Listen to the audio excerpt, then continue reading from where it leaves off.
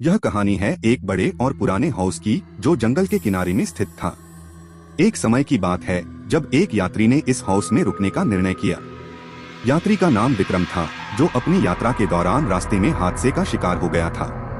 वह रात को उस हाउस में आराम करने के लिए ठहरा। हाउस का माहौल अत्यंत भयानक और अनूठा था।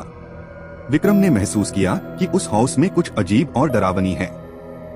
वह रात को अपने कमरे में चुपचाप सो गया, पर उसका नींद में भी कोई शांति नहीं थी।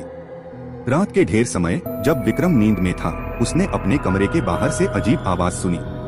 वह बेहोशी का अनुभव कर रहा था, लेकिन उसकी निद्रा गंभीरता से तोड़ गई। उसने अपनी आंखें खोली और कमरे के बाहर देखा।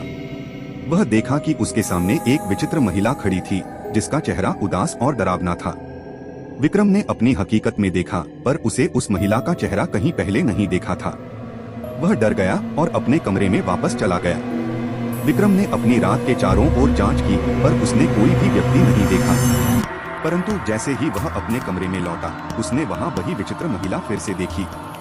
वह अब उसके आसपास उसको घेरने लगी। विक्रम ने डर के मारे चिल्लाया, लेकिन कोई भी उसकी बात सुनने को तैयार नहीं था। वह महिला उसके पास आई और उसने अपने डर से सिर मोड़ लिया। पर जैसे ही उसने अपनी आंखें खोली, उसने देखा कि वह महिला लापता हो गई है। उसके बाद विक्रम को वहां कुछ अनूठा महसूस होने लगा। वह अपने कमरे के बाहर के कोने में कुछ अद्भुत और डरावने छाये देखने लगा।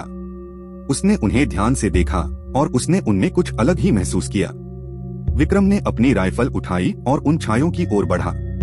जैसे ही उसने उन्हें छूने का प्रयास किया, वहां से एक अजीब सा आवाज आया। विक्रम के शरीर में एक बिजली की तरह कुछ चला।